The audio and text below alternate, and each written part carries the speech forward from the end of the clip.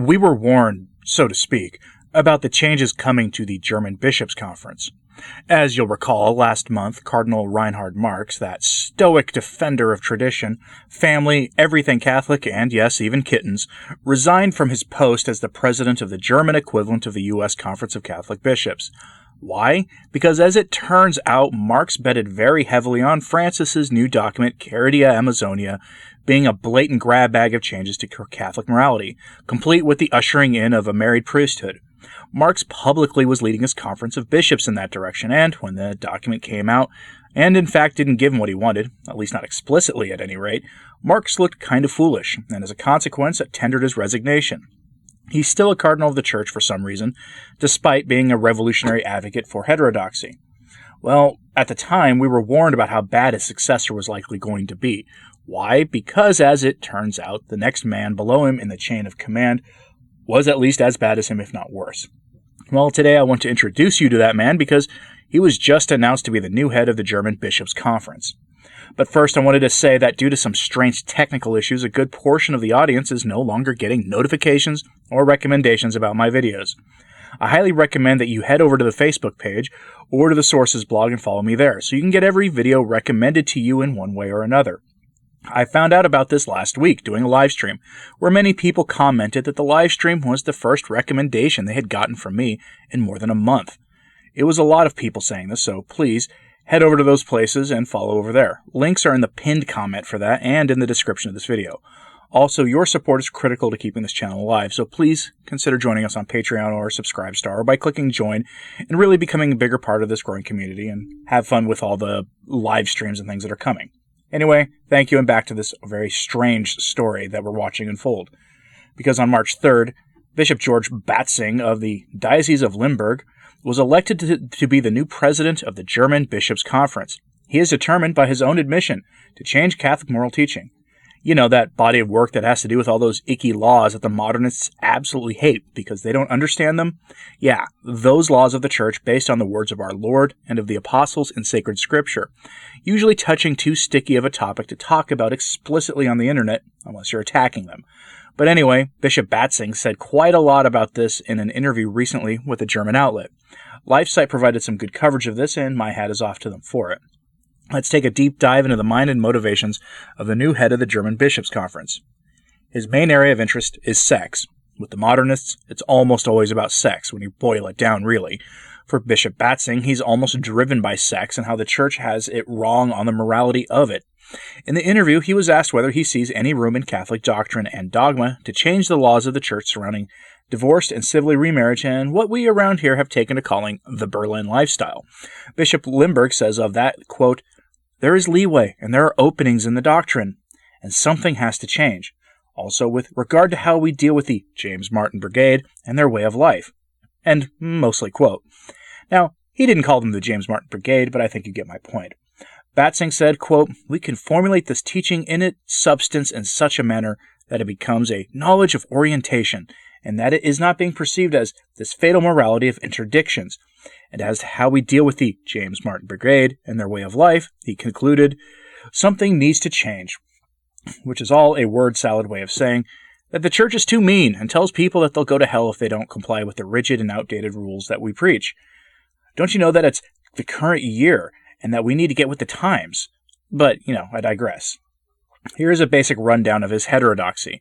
This is verbatim from LifeSite News. Brace yourselves. Quote, "As one of the first German bishops, he encountered a working group in his diocese that is working on concrete proposals for a liturgical blessing for skittles and divorced and remarried couples. He defended Father Ansgar Wolfgang, director of the Jesuit Sankt Georgen Postgraduate School of Philosophy and Theology in Frankfurt, for, as always, Jesuits, whom the Vatican rebuked for having blessed couples who are members of the James Martin Brigade, and for questioning the Church's stance on female ordinations. Wolfgang, and yes, I know I'm saying that wrong, I'm sorry, has been appointed by Batzing to work on a liturgical blessing for these same people. As the presiding bishop of an ecumenical working group of Protestant and Catholic theologians, he supported its statement that calls for intercommunion, claiming that there is now agreement with regard to the theological meaning of the Eucharist Last Supper, and that on that foundation the diversity of liturgical traditions is being valued. This paper was publicly criticized by Cardinal Kurt Kolk, who said the document is based on an assumption he cannot share, namely, quote, the Catholic Eucharist celebration and the Protestant Last Supper are identical, end quote. Batzinger called this paper an important step toward unity among Christians. Batzinger also shows openness towards questioning the Church's irreformable position on female ordination.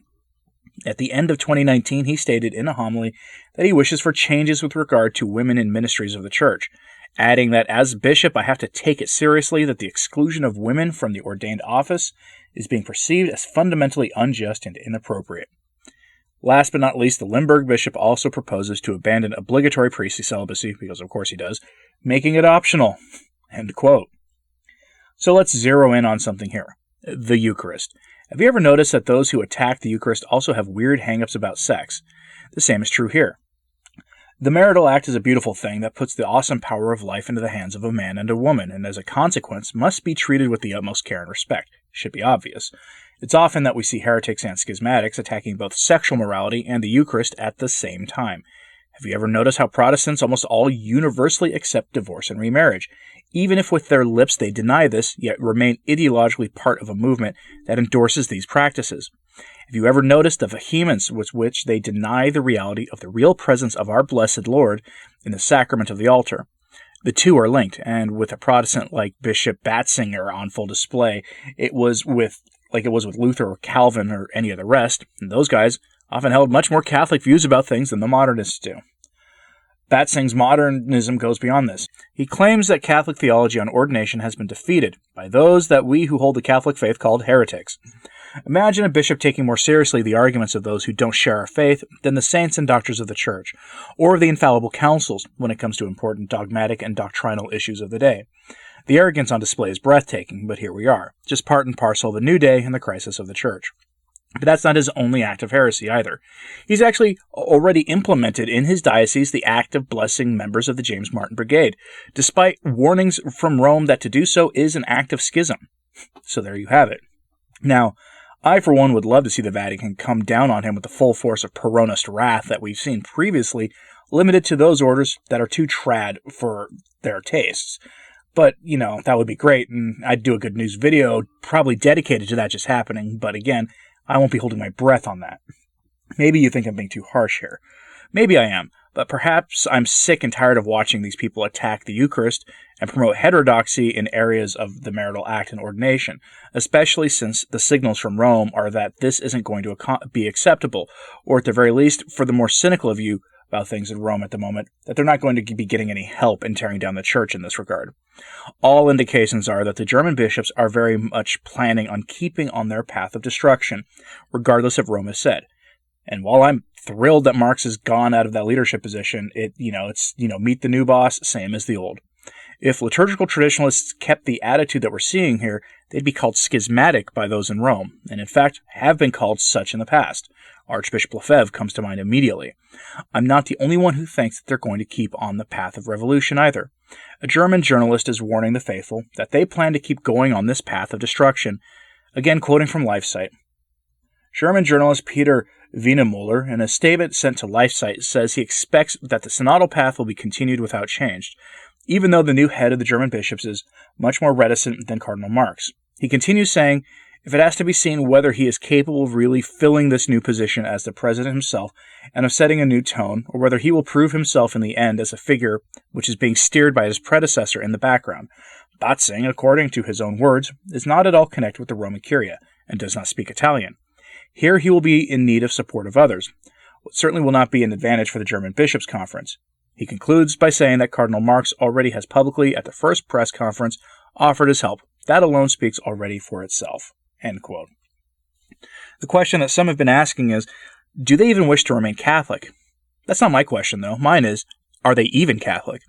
At what point does Rome have to get tired of these guys ignoring what has been told to them in the past, which is to not continue down this path, that they are tackling subjects appropriate only to the magisterium of the whole Church that must be handled in a council, not in a national synod? But they are continuing, and this public defiance of Vatican authority is very frustrating to watch. I'd just like to see that dictatorial side of the pontiff come out and drop the hammer of the natural law on Batzinger and the rest of these guys. But, like I said already, that's probably not going to happen anytime soon. It really kind of makes you think, doesn't it? So in closing, I'll say that it must be weird having a cardinal archbishop beneath you in the hierarchy of power in your conference of bishops when you're a bishop of a relatively small diocese. As an outsider, that should set off alarm bells because that means that this guy is probably very talented and gifted when it comes to his job, so keep an eye on him. Guys like him are dangerous. The best bet about whether he is getting endorsed in his position or not will not be how much they tolerate his activity, but whether he gets a promotion to the post of archbishop anytime soon. So keep an eye out for that as well.